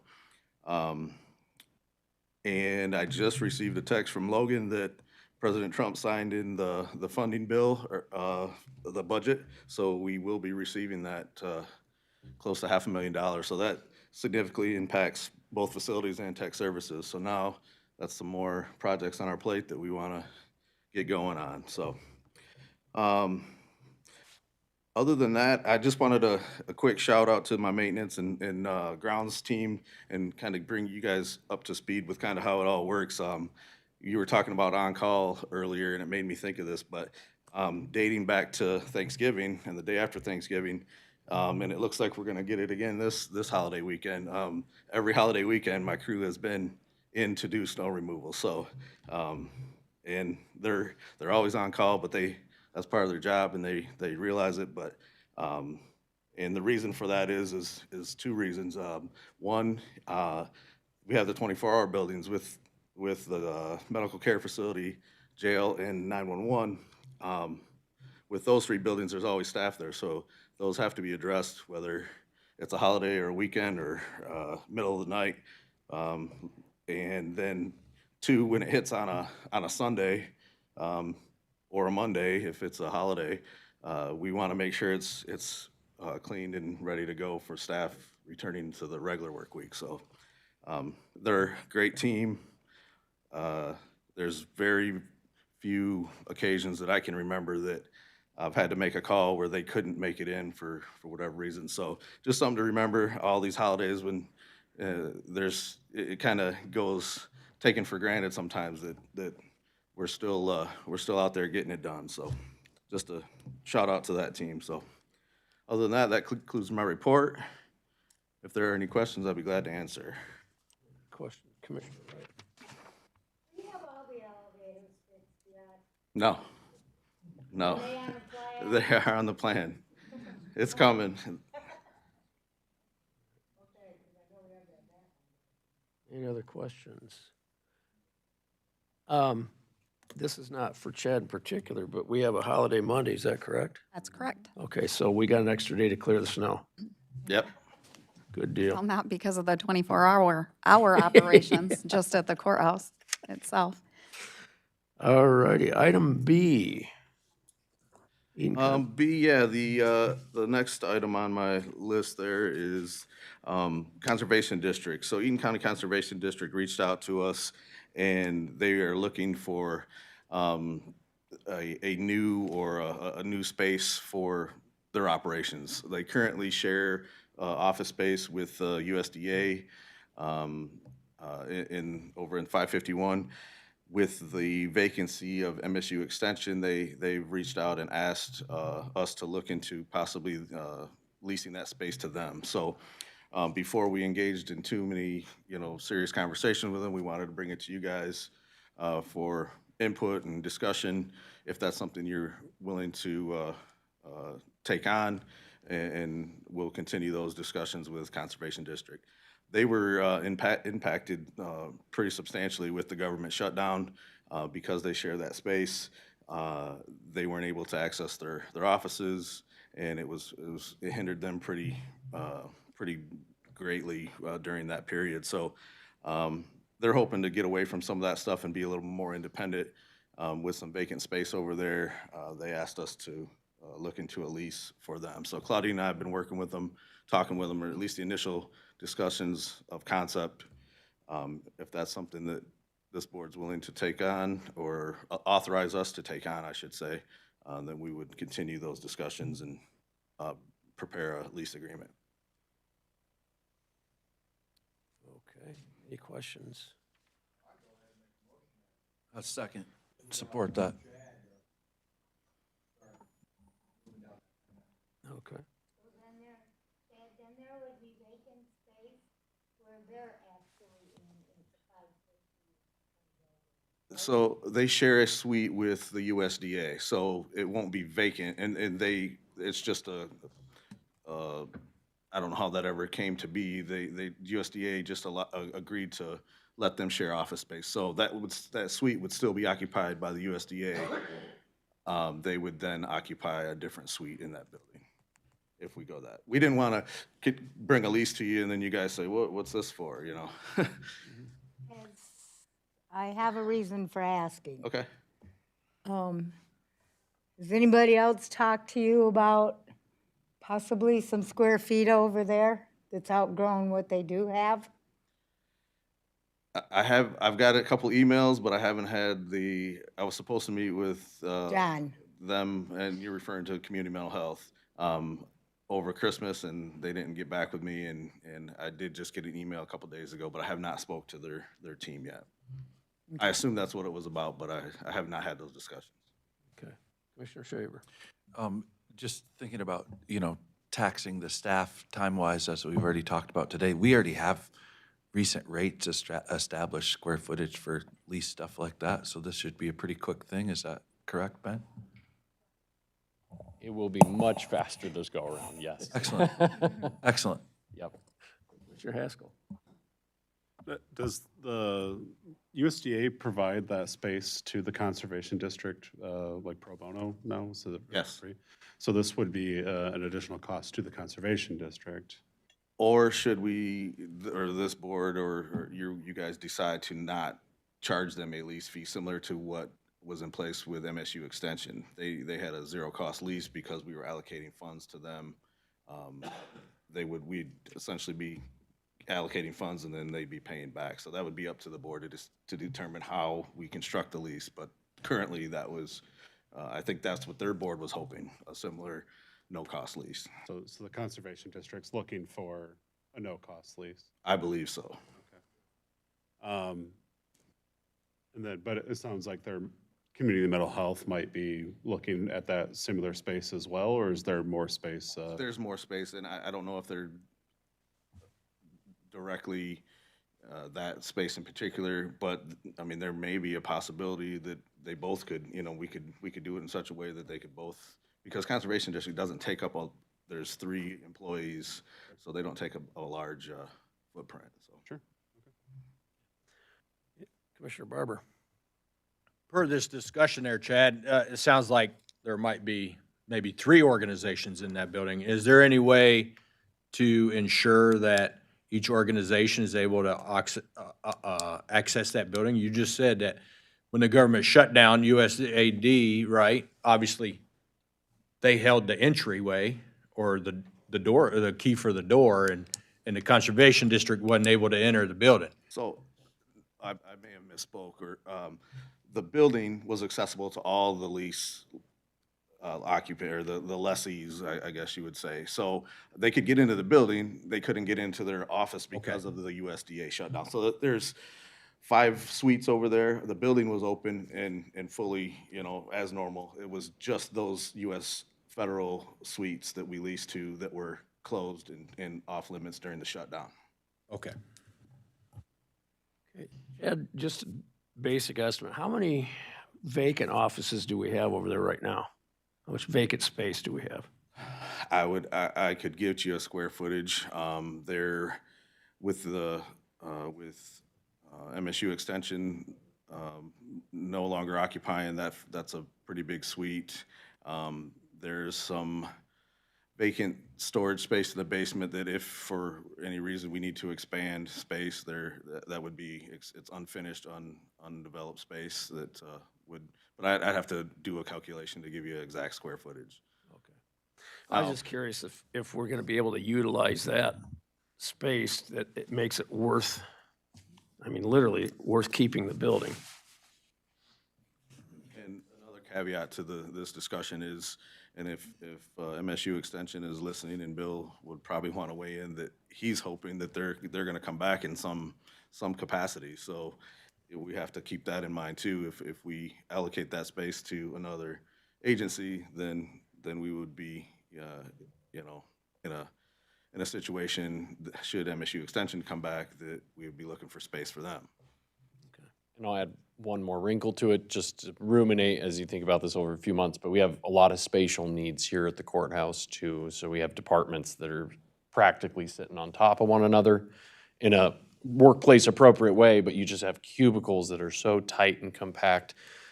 So realistically, I think if we have a vacancy, it may have to get explored, like where do we prioritize? If it's county needs first, and then maybe we can segment it, type of a thing. So just as you're thinking through that, no, there are definitely some departments that could use additional square footage. So that's on our minds as we have these discussions too. Yeah, much cheaper to use that than build a new building. As we get into budget, and that's just a perfect example, is there's a handful of departments that's a discussion every year.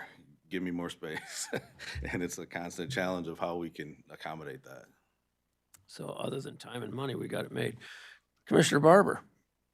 Yes, since my motion was for Chad to start moving, talking to Conservation District, should I amend that and have Chad analyze, should we move some of the county offices over there instead of, or in lieu of, allowing the Conservation District to take the front office? I think for the scope, I don't think Conservation District would be the square footage concern I would be, just before we maybe expand a contractual agreement with another agency that takes up like the bulk of it. That's where I would probably put the pause.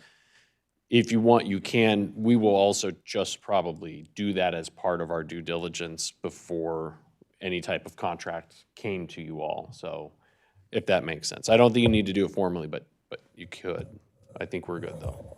If we do that, Chad is going to have to do kind of a space study to see what would fit there. So right now, that would be, as Ben said, a difficult task to get done and not fit into what the Conservation District wants to do. Sorry. Commissioner Wright? How fast does the Conservation District have to move? Does a month putting it off make a difference? They don't have to, but when Chad and Claudine are the ones that have met with them, but I think that it's ideal for them to move to that space. Maybe it's for convenience, but I don't know if Claudine or Chad want to speak to that on what they want to do. government shutdown coming again, I don't know. When we met with them, oh, we yeah. talked about trying to run everything in February. So that was the reason we're here today, was in concept, we wanted to make sure it was okay with you to keep talking to them and then potentially run it through their board and our board in February. Oh, okay, so somebody else has a chance to get to Chad that hasn't gotten to Chad yet? So the space that we're talking about would be moving Conservation District into the old Extension office, correct? Correct. Okay, so it'd be right there to the left of the front door. Okay, Commissioner Haskell. Yeah, I think to the point around this, I think this is where we just put faith in staff and let them kind of, look for red flags along the way. I mean, that's what we are doing, right, is we're authorizing the conversation to go forward, not saying that we have to do it when, if something comes up. So I guess we'll chat next month, and hopefully if there's any big problems, you let us know. And just to add a little bit, I'm constantly evaluating space and having conversations with the controller's office and whether or not it would make sense to let this department or that department occupy. So in all of our buildings, I'm constantly doing that. So before we would go out and construct a new building or something drastic, we would definitely have those conversations long ahead of that. All right, anyone else? Okay, so we do have a motion on the floor. All those in favor say aye. Aye. Any opposition? All right, Chad. Anything else? That's all. That concludes my. All right, thank you, sir. On to item number 19, policy updates. So we talked about the personnel policy earlier. Hopefully that will be an item to take up. Talked about the on-call. Talked about the grant policy work that we're doing. The purchasing work group, we had to cancel again, so we will be rescheduling that for next month. So don't have like a full update on that, but the work is still continuing to move forward with that. We did have the fee waiver was on the agenda, but we struck it. So just know there's some work going on that will get presented to Public Works and Human Services before a recommendation potentially moves here on that. But that's why that was there and gone. Just because the policy group wants to continue doing more work on it. Other than that, that's our policy updates. Alrighty. Next item, by default, will be county bills procurement and the approval of. Pardon? We amended the agenda. Yeah, we amended the agenda. Okay. Approval of the bills. There we go. Moved and supported. Any discussion on our bills? Seems like they're in front of us every month. All those in favor say aye. Aye. Any opposition? All right, thank you. And then backwards to miscellaneous.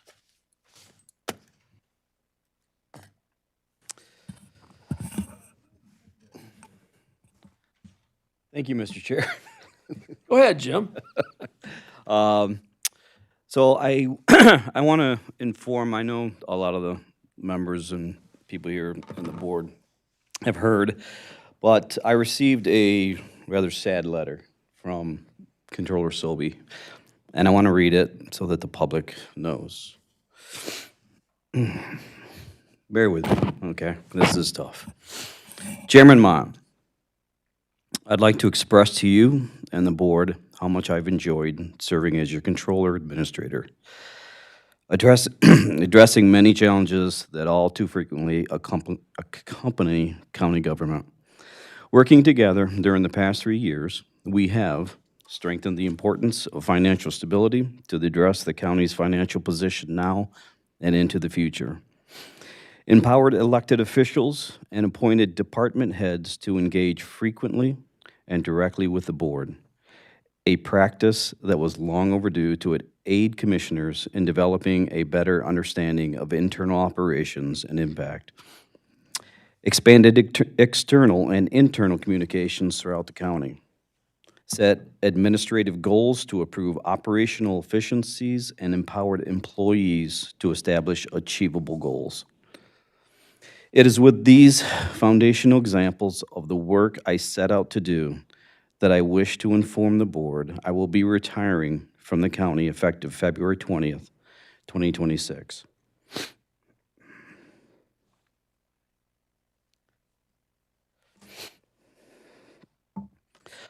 Although it's difficult to leave,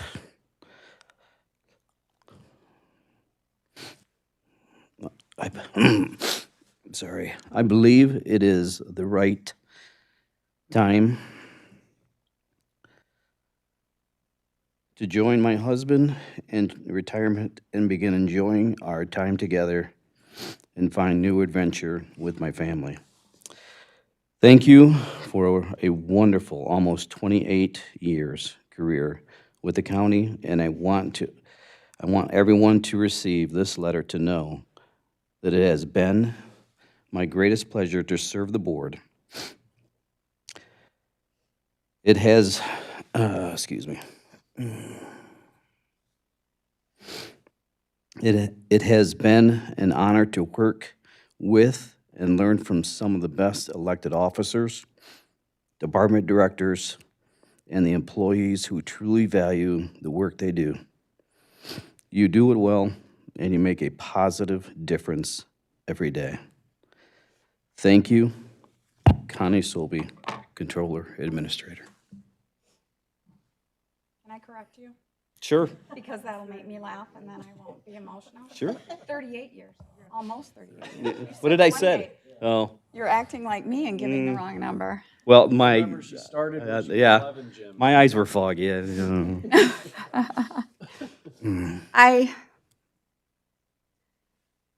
I guess that laughter didn't work. This has been my home for years. And the best place I could ever have chosen to have a career. And I will say to Chairman Mott that this county, in my opinion, has never had a chair that has cared as much as he does and has worked so hard to ensure that business is done and it is bipartisan. As difficult as it is for this board at times, he has really drawn everyone together, especially during these challenging times with the budget. I appreciate you. You'll hear more from me later. I'll make you cry later. But I appreciate all of the employees at this county. I tried to emphasize that throughout these last 3 years, that they have suffered through a lot of uncertainty. We balanced the budget on the backs of those employees. And I will, before I leave, put something together, whether I send it as a communication to the board or not. The county has known, Board of Commissioners over years has known the struggles with the county finances. It has not been something that I haven't shared when I provided the budget documents. It takes a financial stability group like the one Chairman Mott formed who really will evaluate it. And at the time, we were struggling to say it doesn't matter. It doesn't matter what climate we're in, the county needs additional revenue. So I appreciate the work that you did on that. I appreciate the work that the board has done. You all know I appreciate the work that you did in developing the budget. You looked at it. I know I probably got a little bit irritated at times and spoke up maybe a little bit too much, but you did a great job and you did a really hard job and I appreciate it. I appreciate this committee. I appreciate the work that you have done, Chairman Drosha. It has been a pleasure being here on this committee with you and all of you. I'm going to stop because I told Chairman Mott, and I'd like actually a motion and a unanimous vote that I don't have to have a resolution when I retire. Could I get that? Oh my gosh. So I'll have a difficult time, but these years have been incredible, more than I could ever express in words, in writing, anywhere. So I appreciate all of you. I appreciate the public joining us in all of the pain that we went through. I appreciate their concerns. I appreciate the strife that they went through and trying to analyze where the county, how they got to this point. But thank you all so much. And there's so much more I could say, but thank you. All right. I think if we were to vote on this letter, your resignation would be rejected. I'm pretty sure. But, so we won't bring that to the floor. We'll just ruminate on that for a while. Thank you, Mr. Chair, and thank you, Connie. Commissioner Haskell.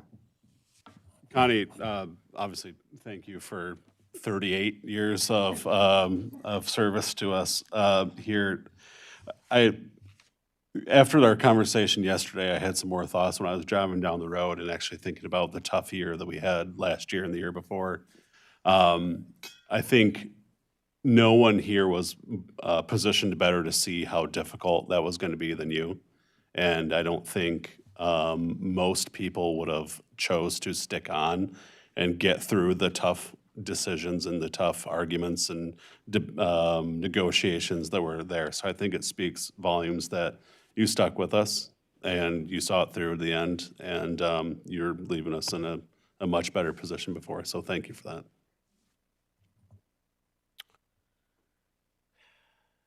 Thank Well. you, Connie. Yep. I've spent 20 years knowing you. Well, what most people don't know is that she applied for this position before she was conceived, and that's, so. I like that. Makes me younger.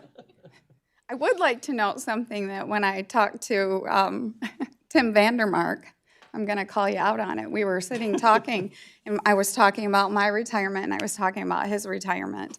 And I said, you know, when are you going to retire? He's like, are you going to get a job? I'm like, no. He said, I probably will, but I'm younger than you.